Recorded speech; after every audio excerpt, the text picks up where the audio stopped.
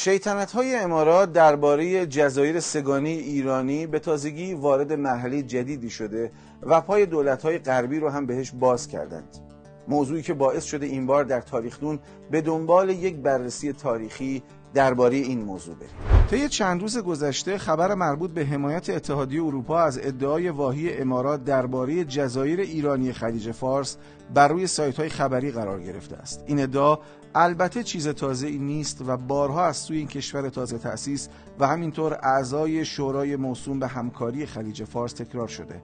اما آنچه حساسیت این دفعه را 100 چندان می‌کند ورود غربی‌ها به مناقشه است که اصولاً خودشان بنیانگذار آن بودند. سابقه حاکمیت ایران بر سواحل شمالی و جنوبی خلیج فارس یک حاکمیت چند هزار ساله است. از دوره هخامنشیان به بعد این مناطق در اختیار دولت ایران بود و حق حاکمیت ثابتی بر اونها داشت. حتی جنگ‌های مختلف با شرق و غرب کشور هم نتونست این حاکمیت رو دچار نقصان بکنه.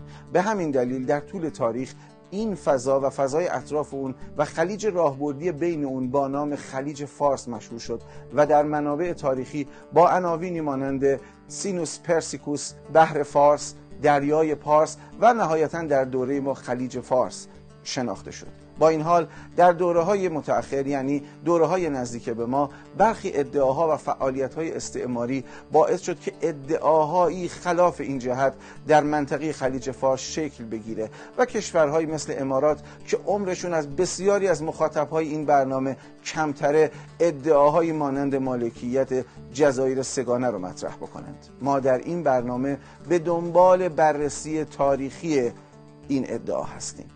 امارات متحده عربی در سال 1350 خورشیدی، یعنی حدود 53 سال قبل از اتحاد میان 7 به اصطلاح امیرنشین در حاشیه جنوبی خلیج فارس شکل گرفت.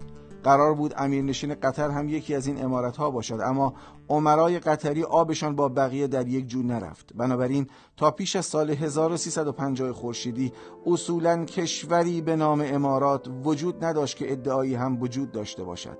در این سال انگلیس که از حدود یک قرن قبل جنوب خلیج فارس را در اشغال داشت، تصمیم به خارج کردن نیروهای خود از این منطقه گرفت. انگلیسی‌ها بر اساس سیاست مبتنی بر تجزیه سرزمین‌های غرب آسیا که ریشه در معاهداتی مانند سایکس پیکو داشت، قصد بازگرداندن به اصطلاح امیرنشین‌ها را به سرزمین مادری یعنی ایران نداشتند و این مسئله سرآغاز یک نزاع درازدامن شد. انگلیسی‌ها بعد از بیرون کردن رقبای اسپانیایی و پرتغالی خودشون از خلیج فارس با اتکا به نیروی دریایی قدرتمندشون سعی کردند حاکمیت ابدی و تاریخی ایران رو در حاشیه خلیج فارس زیر سوال ببرن و بهش تعرض بکنن. البته این تعرض در برخی از ادوار تاریخی کمتر میشد. مثلا در دوره نادرشاه افشار که قدرت نظامی ایران بسیار افزایش پیدا کرده بود، انگلیسی‌ها کمی در این حوزه کوتاه آمدن، اما اجازه ندادند که نادرشاه نیروی دریایی مورد نظرش رو که باعث تثبیت حاکمیت ایران در حاشیه خلیج فارس میشد تأسیس بکنه. با روی کار آمدن حکومت قاجارها، انگلیسی‌ها از ضعف ایران استفاده کردند و به توسعه طلبی خودشون در منطقه خلیج فارس پرداختند. به این ترتیب بخش مهمی از مناطق و حاشیه جنوبی خلیج فارس تحت حاکمیت و قدرت اونها قرار گرفت. با این حال حکومت ایران هیچگاه و در هیچ شرایطی، حتی در ضعیف‌ترین وضعیت ممکن خودش، حاضر به نفی حاکمیت خودش بر روی این نواحی نشد و هرگز دست به امضای قراردادی مانند قرارداد ترکمنچای یا گلستان یا آخال برای جدایی اون از ایران نزد و به این حاکمیت پشت نکرد. ماجرای ادعای مداخله جویانه و مزورانه انگلیسی‌ها درباره حق حاکمیت ابدی ایران بر حاشیه شمالی و جنوبی خلیج فارس و نیز جزایر آن در متن خاطرات دکتر محمد مصدق که در آن زمان وزیر خارجه ایران بود چنین انعکاس پیدا کرده است. اولین روز ورودم به وزارت خارجه، میرزا محمد قلی منتخب الملک رئیس اداره انگلیس نامه‌ای به من ارائه نمود که سر پرسی لورن وزیر مختار انگلیس به مستوفی الممالک نخست وزیر ایران نوشته و موضوعش این بود که جزایر ابو موسی و شیخ شعیب واقع در خلیج فارس متعلق به ایران نیست و نظامیان برخلاف حق در آن دخالت می‌کنند. رئیس الوزراء هم به خط خود در حاشیه نامه نوشته بود ضبط شود. و منتخب الملک از من سوال نمود به این نامه باید جوابی داده شود یا آن را بلا جواب گذاریم. گفتم قبل از ملاحظه پرونده نمیتوانم در این باب نظری اظهار کنم و بعد که پرونده را دیدم معلوم شد جزایر مزبور ملک غیر قابل تردید ایران است. موضوع را در هیئت وزیران مطرح کردم که در صورت جلسات نوشته شد. سپس نامه ای به وزیر مختار جواب دادم و چند بار با او مذاکره شفاهی نمودم. ظاهراً انگلیسی ها که خودشان را در خلیج فارس دست برتر می دانستند از اقدام دولت ضعیف و در حال فروپاشی ایران برآشفتند، تا جایی که طبق گزارش دکتر مصدق سر پرسی لورن از اینکه منتخب الملک از ضبط نامه جلوگیری کرده و موضوع را مطرح کرده بود عصبانی بود و برای او خط و نشانی هم کشید. واقعیت آن است که انگلیسی ها حتی پیش از آن که نطفه کشوری به نام امارات متحده عربی منعقد شود به دنبال تجزیه مناطق جنوبی خلیج فارس از ایران بودند. با پایان یافتن جنگ جهانی دوم انگلیسی ها تصمیم گرفتند که نیروهای خودشون را از خلیج فارس بیرون ببرند. درست در همین زمان بود که امیرنشین‌های وابسته به بریتانیا در سواحل جنوبی خلیج فارس شروع کردند به اعلام استقلال کردن.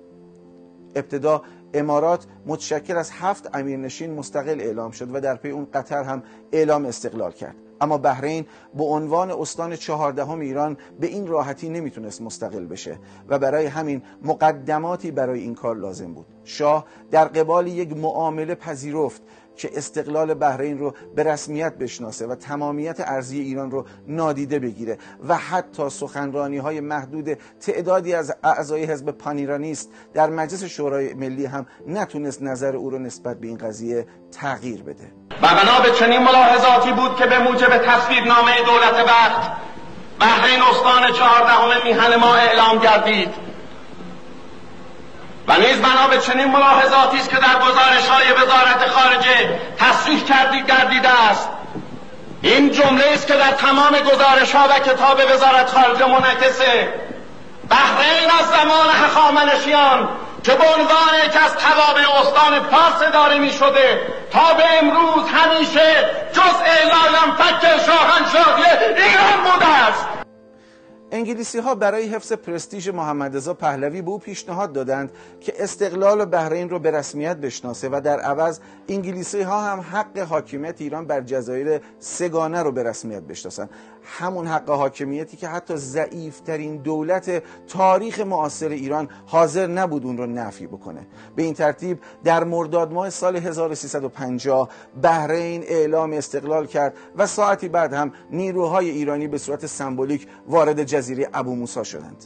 به این ترتیب اعلام استقلال بحرین با اتصال جزایر سگانه به ایران همزمان شد. اما امارات که به تازگی مستقل شده بود ادعایی رو که انگلیسی ها در دوره وزارت دکتر مصدق مطرح کرده بودند به عنوان ادعای خودش مطرح کرد، یعنی حق حاکمیت بر جزایر سگانه خلیج فارس رو.